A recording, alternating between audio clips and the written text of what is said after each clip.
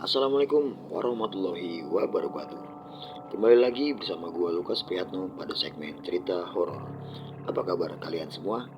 Gua doakan kalian sehat selalu, dilancarkan rezekinya, dan dijauhkan dari segala musibah yang sering terjadi akhir-akhir ini. Pada kesempatan kali ini, gua akan melanjutkan cerita tentang makhluk astral yang bernama Mirna. Untuk lebih jelasnya, kalian bisa simak part satunya dan linknya gue taruh di deskripsi. Penasaran dengan kelanjutan ceritanya? Sebelum kita masuk ke ceritanya, kalian subscribe terlebih dahulu agar gue bisa lebih bersemangat lagi membuat kisah-kisah terbaru di channel ini. Like videonya, tinggalkan komen di kolom komentar, dan share video ini sebanyak-banyaknya. Dan jangan lupa aktifkan tombol lonceng agar kalian tidak tertinggal video-video terbaru di channel ini. Dan buat kalian yang udah support gue dari awal, gue ucapkan terima kasih. Semoga apa yang kalian lakukan mendapatkan rezeki dari Allah Subhanahu wa taala. Tanpa berlama-lama lagi, cerita horor dimulai. Jangan tutup mata kalian, karena mereka ada di sekitarmu.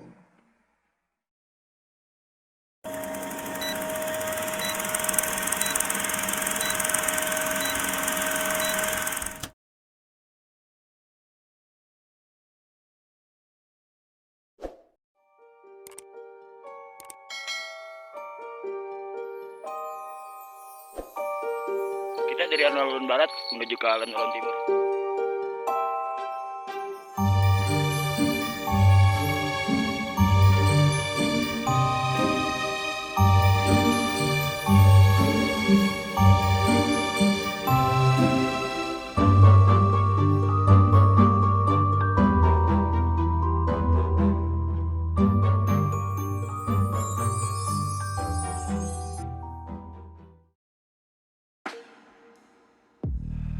Untuk kalian yang memiliki pengalaman menarik dan ingin ceritanya diceritakan di channel ini, kalian bisa DM ke Instagram gue dan linknya gue taruh di kolom deskripsi.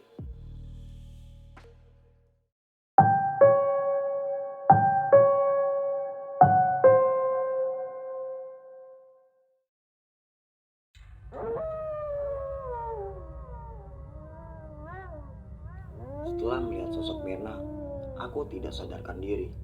Dan setelahnya, aku terbangun ketika hari telah berganti pagi. Aku merasa sangat lemas. Kupaksa untuk bangun pagi itu karena aku harus sekolah. Setelah itu, aku berangkat ke sekolah seperti biasanya. Dan waktu jam pulang sekolah telah tiba.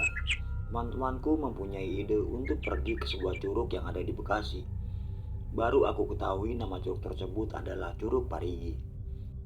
Akhirnya, kami berangkat ke curug tersebut bersama-sama dengan menumpang mobil satu ke mobil yang lain. Sampainya di curug tersebut, aku sempat berbincang pada salah satu warga yang ada di sana. Ternyata ada sebuah peristiwa yang membuatku takut saat itu.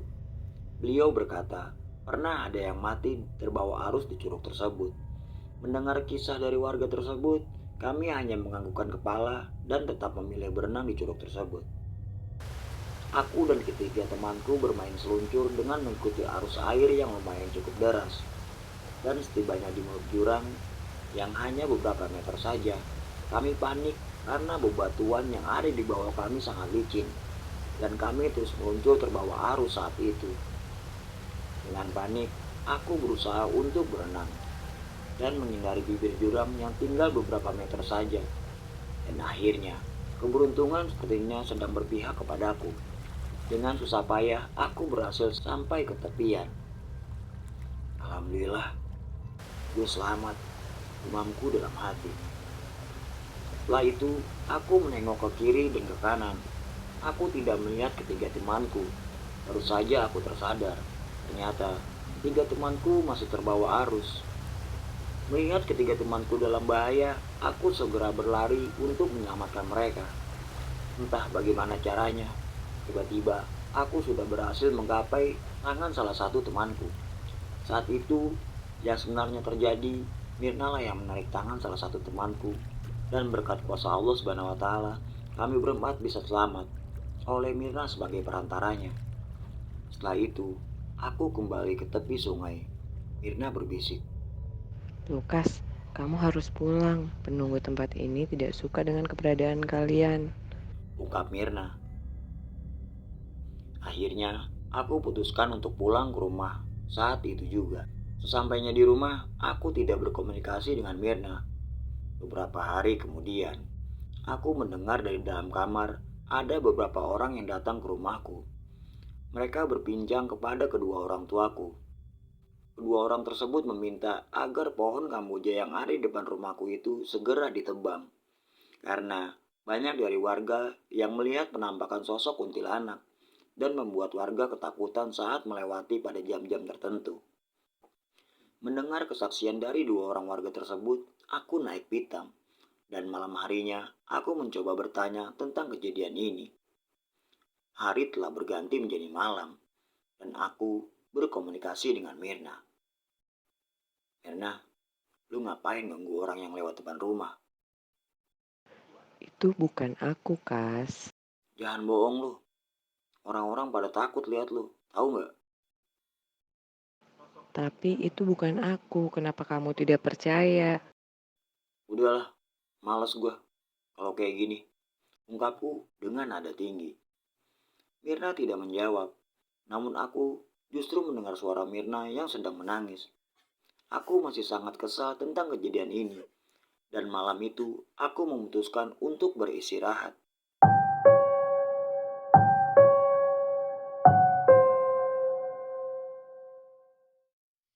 Keesokan harinya, waktu menunjukkan tepat tengah malam. Entah mengapa mataku masih terjaga. Aku mendengar suara seseorang tengah memukul tiang listrik dekat rumahku. Mereka adalah keamanan yang sedang bertugas di Skamling malam ini. Tak lama kemudian, Tolong, tolong. suara teriak seseorang dari depan rumahku. Aku penasaran tentang apa yang tengah terjadi di luar sana. Kubuka jendela kamarku dan aku melihat orang tersebut tengah menunjuk ke arah atas pohon dan berteriak, "Kuntilanak!" Kemudian berlari tunggang langgang. Entah apa yang dilihat oleh dua orang tersebut, karena aku tidak melihat apa-apa di sana. Pada keesokan harinya, dua orang yang semalam berjaga kembali datang, menemui orang tuaku.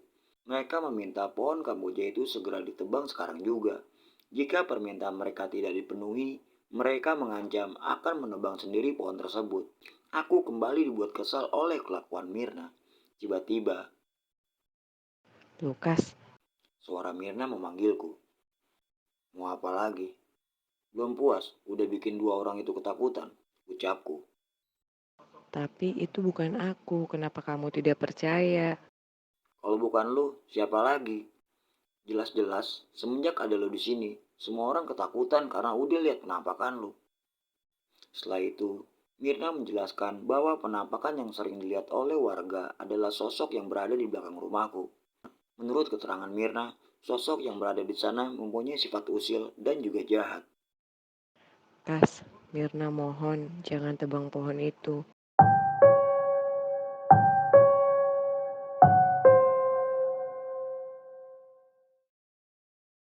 Singkat cerita, akhirnya pohon kamboja tersebut ditebang oleh orang tuaku dan dibantu oleh beberapa warga.